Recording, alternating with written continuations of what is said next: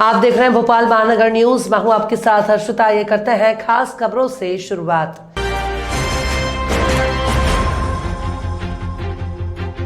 मध्य प्रदेश में राज्य सरकार द्वारा निकाली जा रही विकास यात्रा को कांग्रेस ने सरकारी खर्च पर होने वाली बीजेपी की प्रचार यात्रा करार दिया है। पूर्व केंद्रीय मंत्री सुरेश पचौरी ने भोपाल में आयोजित पत्रकार वार्ता में विकास यात्रा को लेकर शिवराज सरकार को आड़े हाथों लिया। उन्होंने दावा किया कि प्रदेश में विकास नहीं होने के बावजूद सरकारी स्तर पर विकास यात्रा निकालकर बीजेपी नेता अपना प्रचार प्रसार कर रहे हैं। उन्होंने विकास यात्रा में सरकारी अधिकारियों की भागीदारी और उनके द्वारा बीजेपी के पक्ष में भाषणबाजी करने पर कड़ा ऐतराज जताया।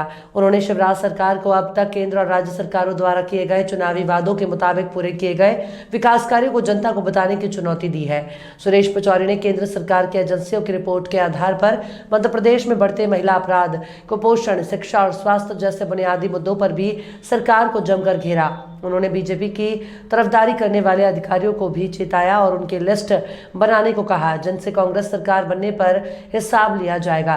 कांग्रेस नेता ने केंद्र सरकार पर राज्य से सौतेला व्यवहार करने का आरोप लगाया। उन्होंने प्रधानमंत्री सहित केंद्र सरकार द्वारा अडानी मामले में राहुल गांधी के सवालों से बचने का आरोप भी लगाया।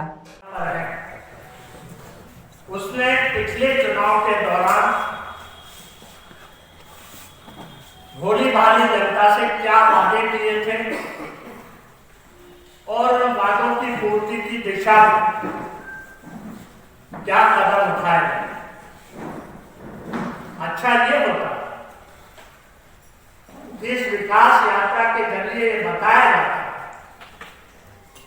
कि केंद्र सरकार की ये उपलब्धियां हैं। नरेंद्र मोदी जी ने ये वादे किए थे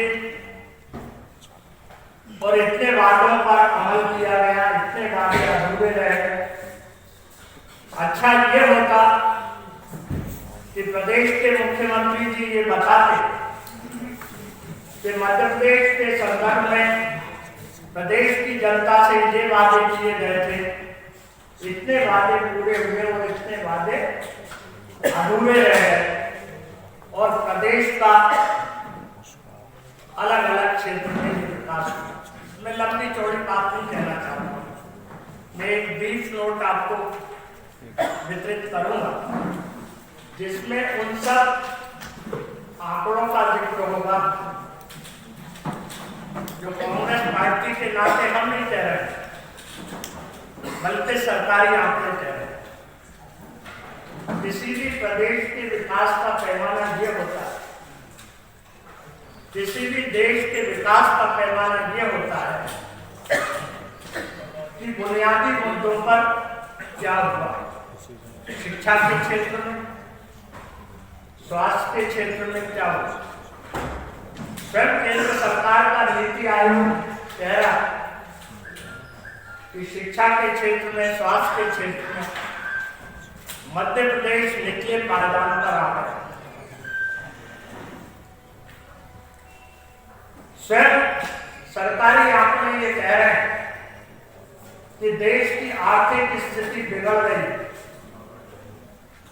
सामाजिक स्थिति बिगड़ रही, अंतरराष्ट्रीय स्थिति बिगड़ रही और कई ऐसे बुनियादी सवाल जिस पर केंद्र सरकार चुप्पी साधे हुई। मुद्दा महंगाई का है, बढ़ती हुई बेरोजगारी का है, बिगड़ती हुई कानून व्यवस्था का है, चाहे उत्तर गौतम अडानी का। छत्तीसगढ़ में होने वाले कांग्रेस अधिवेशन में मध्य प्रदेश में शामिल नेताओं की सूची को लेकर अंतर्कलह बढ़ती जा रही है। कांग्रेस विधायक लक्ष्मण सिंह द्वारा रायपुर में होने वाले कांग्रेस के अधिवेशन में जाने वालों की सूची में उनके स्थान पर आदिवासी ने डॉक्टर हीरालाल अलावा को भेजने के ट्वीट से बवाल मच गया है। कांग्रेस के बड़े नेता दिग्विजय सिंह के छोटे भाई लक्ष्मण सिंह ने ट्वीट में कहा है कि डॉक्टर हीरालाल अलावा को मध्य प्रदेश में एक बड़ा आदिवासी नेता बताते हुए पिछली बार मध्य प्रदेश में उन्हीं के सहयोग से कांग्रेस सरकार बनने की बात कही थी और इस बार भी उनके सहयोग से मध्य प्रदेश में कांग्रेस की सरकार बनने की उम्मीद जताई। मध्य प्रदेश के गृह मंत्री नरोत्तम मिश्रा ने कांग्रेस विधायक के ट्वीट पर तंज कसा। उन्होंने कहा कि कांग्रेस में आदिवासी नेतृत्व खत्म हो गया है और कांग्रेस के लिए आदिवासी वोट बैंक से ज्यादा कुछ नहीं है। लक्ष्मण सिंह जी ने कहा कि मेरी जगह आदिवासी हीरालाल अलाव को रायपुर में कांग्रेस सम्मेलन में ले जाया जाए, क्या कहेंगे? चलो किसी का तो जमीर जागा। वास्तव में हद करती है कांग्रेस। एक ही परिवार के तीन लोग और तीनों का चलावा। वो आदिवासी नेता हीरालाल अलावा, उसके साथ कर दिया छलावा। अब कांग्रेस ने एक बार फिर साबित कर दिया है कि आदिवासी उनके लिए वोट बैंक से ज़्यादा कुछ भी नहीं है। ये स्पष्ट हो गया जमुना देवी के बाद में, भूरिया जी के बाद में, बलवीर सिंह जी के बाद में। ये साबित हो गया कि आदिवासियों को कांग्रेस। मध्य प्रदेश की डबल इंजन की सरकार धर्म माफिया के बाद अब रेत माफिया के सामने नतमस्तक हो गई है। सरकार ने गंभीर आरोप से विलुप्त प्राय घड़ियाल, लाल मुकुट कछुआ और विलुप्त प्राय गंगा सूस की रक्षा के लिए बनाए गए राष्ट्रीय चंबल अभ्यारण्य के 208 हेक्टेयर इलाके को डी नोटिफाई कर दिया है ताकि रेत माफिया स्वच्छंद होकर रेत का वैध उत्खनन कर सके। चंबल नदी देश की सबसे स्वच्छ नदियों में से एक है। चंबल नदी पर राजस्थान, मध्य प्रदेश और उत्तर प्रदेश के संधि क्षेत्र पर 1978 में 5400 वर्ग किलोमीटर 2100 वर्ग मील पर राष्ट्रीय चंबल अभ्यारण्य बनाया गया था। अभ्यारण्य के भीतर चंबल नदी अपने मूल प्राकृतिक रूप में बीहड़ खाइयों और पहाड़ियों से गुजरती है और उस पर कई रेतीले किनारों पर वन्य जीव पनपते हैं। ये इलाका रेत के अवैध उत्खनन के लिए भी सोने की खान जैसे है। प्रतिवर्ष तीनों राज्यों का रेत माफिया इसी अभ्यारण्य से अरबों रुपए का रेत अवैध रूप से निकालता है। मध्य प्रदेश सरकार ने रेत माफिया से जूझने के बजाय उनके लिए रास्ता खोलना ज्यादा आसान समझा और इसलिए इस अभ्यारण्य का 207 हेक्टेयर का इलाका डी नोटिफाई कर दिया। अब इस इलाके में प्रशासनिक निगरानी में रेत का उत्खनन किया जाएगा। सरकार पर इस इलाके को अभ्यारण्य से बाहर करने का दबाव था। दबाव डालने वाले सत्तारूढ़ दल से जुड़े रेत माफिया के लोग ही थे। इस इलाके से केवल सत्ता पक्ष के ही नहीं, विपक्ष के नेताओं का पेट भी पलता आया है। बजट नोटिफिकेशन के मुताबिक अब चंबल के श्योपुर जिले के कुन्हाजापुर और बड़ौदिया घाट, मुरैना जिले के खड़ोली, कैथरी, भानपुर और पिपरई घाट को अभ्यारण्य से बाहर कर दिया गया है। Indian council of medical research यानी ICMR ने सिकल सेल बीमारी को लेकर भोपाल में कार्यशाला आयोजित की। इसका शुभारंभ राज्यपाल मंगूभाई पटेल ने किया। इस मौके पर अंतर्राष्ट्रीय स्तर पर सिकल सेल ट्रस्ट जमैका के संस्थापक डॉक्टर ग्राहम सार्जेंट और मध्य प्रदेश के additional chief secretary Mohammad Suleman उपस्थित थे। कार्यशाला में बताया गया कि मध्य प्रदेश के 16 जिलों में ये बीमारी फैल चुकी है। इसमें अधिकांश जनजातीय क्षेत्र है। इसकी रोकथाम के लिए ICMR ने राष्ट्रीय स्वास्थ्य मिशन और national institute of research in tribal health NIRTH ने मिलकर जनजातीय बाहुल्य इन जिलों में सिकल सेल की रोकथाम के मिशन के तहत बड़ी कार्य योजना तैयार की है। कार्यशाला में बताया गया कि इस कार्य योजना के तहत जन समुदाय में जागरूकता का संचार करने के साथ जांच, काउंसिल और उपचार की सुविधा का विस्तार किया जा रहा है। कार्य योजना के तहत जल्दी स्वास्थ्य कर्मी घर घर पहुंचकर सिकल सेल मरीजों की खोज करेंगे। सिकल सेल के मरीजों का डिजिटल हेल्थ रिकॉर्ड भी तैयार कराया जा रहा है। इससे उन्हें समुचित उपचार मिल सकेगा। कार्यशाला में सिकल सेल की रोकथाम के लिए उल्लेखनीय काम करने वालों को सम्मानित भी किया गया।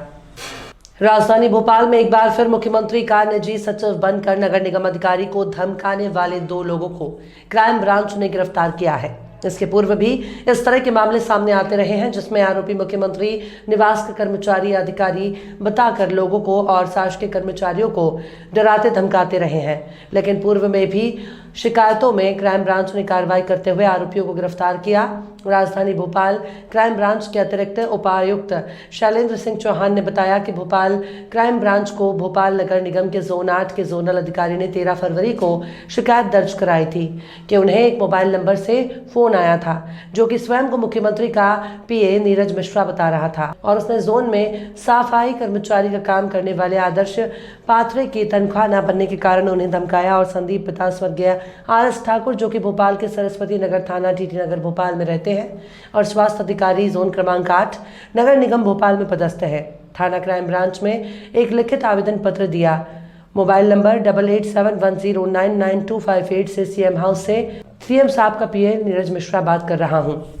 तुम संदीप जैड ओ बोल रहे हो और बोला कि आदर्श पात्रे की सैलरी क्यों नहीं बना रहे हो। मैंने बोला कि आकाश पात्रे काम पर नहीं आता इसलिए सैलरी नहीं बन रही है। फोन करने वाले व्यक्ति ने धमकाते हुए कहा कि मैं तुम्हारे कमिश्नर के नाम पर नोटिस तैयार करवा रहा हूं। इसके बाद संदीप की शिकायत को गंभीरता से लेते हुए भोपाल क्राइम ब्रांच ने इस पूरे मामले में अपराध कायम कर उपरोक्त नंबर की जाँच शुरू की। क्राइम ब्रांच पुलिस ने बड़ी कार्रवाई की है, 2 लोगों को गिरफ्तार किया है। क्या पूरा मामला है सर ये? क्राइम ब्रांच भोपाल को शिकायत मिली थी कि नगर निगम के अधिकारियों को कोई बदमाश धमका रहे हैं और कमिश्नर के नाम पर और अपने आप को जो वरिष्ठ हाउस का कर्मचारी बताकर वहाँ पर उनके धमका रहे थे कि कार्रवाई कर देंगे और आप उसकी तनख्वाह नहीं निकालोगे। ये व्यक्ति जो है स्वीपर का काम करता है, काफ़ी दिनों से गैरहाजिर है। नगर निगम के अधिकारियों ने गैरहाजिर रहने के कारण इसकी तनख्वाह नहीं निकाली थी, जिसके लिए इनके द्वारा फ़ोन किया गया था और हाउस का कर्मचारी अपने आप को बता रहे थे, वहाँ पर पीए बता रहे थे। तो इनको फिर पूछताछ की गई। बाद में मालूम पड़ा ये लोग बदमाश हैं, आवारा लड़के हैं जो डराने धमकाने के नाम पर अधिकारियों को इस तरह की घटनाएं करते हैं। इनको कार्रवाई की गई क्राइम ब्रांच के द्वारा। सर पिक्चर बनाने की नगर निगम कमिश्नर की बात कर रहा है, कुछ ऑडियो भी सामने आया है, कुछ फोटो वीडियो इनके किस तरह के ये लोग पूर्व में भी अपराधी रहे हैं या कुछ और मामले? हाँ, इस पे एक व्यक्ति के खिलाफ पहले भी झगड़े का मामला स्थानीय थाने में कायम है और इस तरह का वीडियो हमको ऑडियो हमको विवेचना में फरियादी के द्वारा दिएगा। इसमें धमकाने की बात है। इसी तथ्य को संज्ञान में लेते हुए क्राइम ब्रांच द्वारा इनके दोनों की गिरफ्तारी कार्रवाई की गई है। ठीक सर। खबरों में फिलहाल इतना ही। और भी खबरों के अपडेट्स के लिए आप देखते रहिए भोपाल महानगर न्यूज़।